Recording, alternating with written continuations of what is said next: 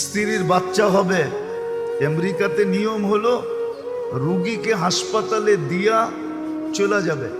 বাচ্চা হবে, বাঁচলে বাঁচলো, সব কিছু ওরা কমপ্লিট করে আপনাকে 2 দিন 3 দিন পরে ফোন দিবে, আপনি এসে নিয়ে যাবেন। কিন্তু স্বামী তো নাছোড়বান্দা, ভর্তি করছে ঠিক, কিন্তু শক্তপক্ষণ দাঁড়ায় আছে। তো সবাই জিজ্ঞেস করছে তুই দাঁড়ায় আছিস কেন?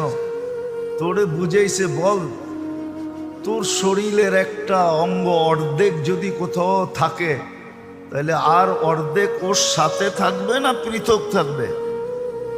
বলছে শরীর তো একটা, এটাকে তো অর্ধেক করা যায় না। তো বলে এ তো আমার অর্ধাঙ্গনী, তো আমি ওর থেকে পৃথক থাকি কি করে? ও তো 10 মাস কষ্ট করলো আমার বাচ্চার জন্য, আমি ওর জন্য 2 দিন কষ্ট করতে পারবো না? এই স্বামী স্ত্রী